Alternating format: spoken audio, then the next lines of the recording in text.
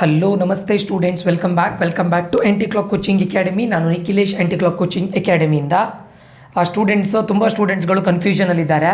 ತುಂಬ ಸ್ಟೂಡೆಂಟ್ಸ್ಗಳು ಮೆಸೇಜ್ ಮಾಡಿ ಕೇಳ್ತಾ ಇದ್ದಾರೆ, ಸರ್ ನಾಳೆ ರಿಸಲ್ಟ್ ಬರುತ್ತಂತೆ ಹೌದಾ ಅಂತ.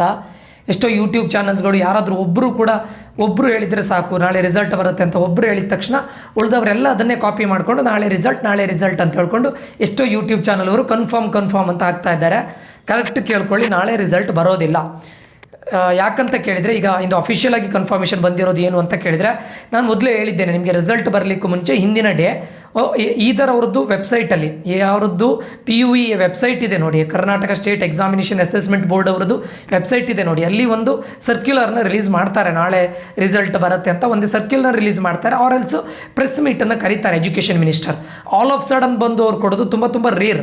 ಅಟ್ಲೀಸ್ಟ್ ಒಂದು ಇದನ್ನು ಯಾವುದು ಸರ್ಕ್ಯುಲರ್ನ ರಿಲೀಸ್ ಮಾಡ್ತಾರೆ. ಓಕೆ, ಇನ್ ಕೇಸ್ ಕೊಡೋದಾದರೂ ಕೂಡ ಬೆಳಿಗ್ಗೆ ಆದರೂ ಬಂದು, ಈಗ ಆಫ್ಟರ್ನೂನ್ ಒಂದು 1 o'clock ನಂತರ ರಿಸಲ್ಟ್ ಕೊಡೋದಾದರೆ ಮಾರ್ನಿಂಗ್ ಆದರೂ ಬಂದು ಕೊಡ್ತಾರೆ, ಸರಿನಾ? ಸೊ ಆ ಲೆಕ್ಕದಲ್ಲಿ ಈಗ ನಾಳೆ ರಿಸಲ್ಟ್ ಬರೋದಿಲ್ಲ, 100% ನಾಳೆ ರಿಸಲ್ಟ್ ಬರೋದಿಲ್ಲ. ಯಾಕೆ ಅಂತ ಕೇಳಿದರೆ, ಈಗ ಇಲೆಕ್ಷನ್ ಕಮಿಷನ್ ಕಡೆಯಿಂದ ಅಲ್ಲಿ ಇನ್ನೂ ಅಪ್ರೂವಲ್ ಬರಲಿಲ್ಲ ಅಂತೆ. ಓಕೆ, ಸೊ ಇಲೆಕ್ಷನ್ ಕಮಿಷನ್ ಕಡೆಯಿಂದ ಕೆಲವೊಂದಿಷ್ಟು ಪ್ರಾಸೆಸ್ಗಳು ಆಗ್ತಾ ಇರಲಿಕ್ಕೆ ಹೋಗಿ ಇನ್ನೂ ಅಪ್ರೂವಲ್ ಬರಬೇಕು. ಇಲೆಕ್ಷನ್ ಕಮಿಷನ್ ಕಡೆಯಿಂದ ಅಪ್ರೂವಲ್ ಬಂದ ನಂತರನೇ ಸೆಕೆಂಡ್ PUC ರಿಸಲ್ಟನ್ನು ಬರೋದು. ಸರ್ ಹಾಗಾದರೆ ನಾಡಿದ್ದು ಬರುತ್ತಾ ಗೊತ್ತಿಲ್ಲ, ಅದನ್ನು ಕೂಡ ಕನ್ಫರ್ಮೇಷನ್ ಕೊಡಲಿಲ್ಲ.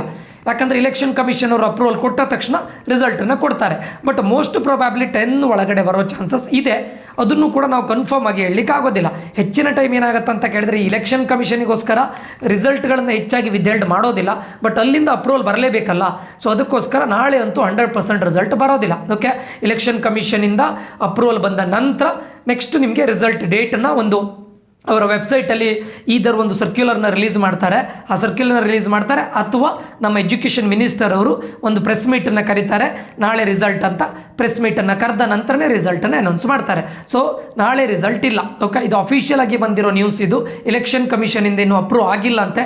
ಎಲೆಕ್ಷನ್ ಕಮಿಷನ್ನ ಅಪ್ರೂವಲ್ ಬಂದ ನಂತರನೇ ನಿಮಗೆ PUC ರಿಸಲ್ಟ್ ಕೊಡೋದು. ಸೊ ಅಫಿಷಿಯಲ್ ಆಗಿ ನನಗೆ ಬಂದಿರೋ ಇನ್ಫಾರ್ಮೇಷನ್ ಪ್ರಕಾರ ನಾಳೆ ರಿಸಲ್ಟ್ 100% ಇಲ್ಲ. ಓಕೆ, ಸೊ ನಾಡಿದ್ದು ಬರ್ಬೋದೇನು.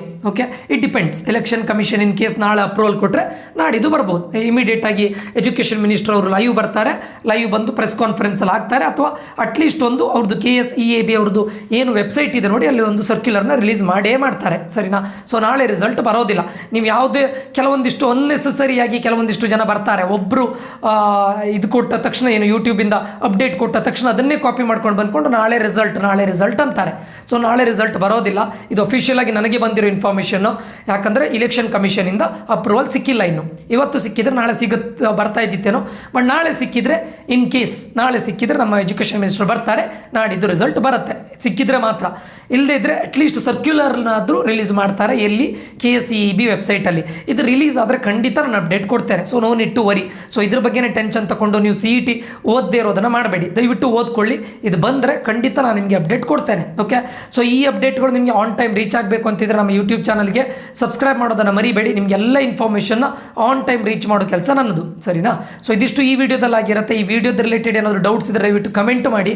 ಇಷ್ಟ ಆಗ್ತಾ ಇದ್ದರೆ ಲೈಕ್ ಮಾಡಿ, ನಿಮ್ಮ ಫ್ರೆಂಡ್ಸ್ ಜೊತೆ ಶೇರ್ ಮಾಡಿ ಅಂತ ಹೇಳ್ತಾ ಮುಂದಿನ ವಿಡಿಯೋದಲ್ಲಿ ಮತ್ತೆ ಸಿಗ್ತೇನೆ. ನಾನು ನಿಖಿಲೇಶ್, ಸೈನ್ ಆಫ್ ಆಗ್ತಾ ಇದ್ದೇನೆ. Until that, love you all, bye, take care students.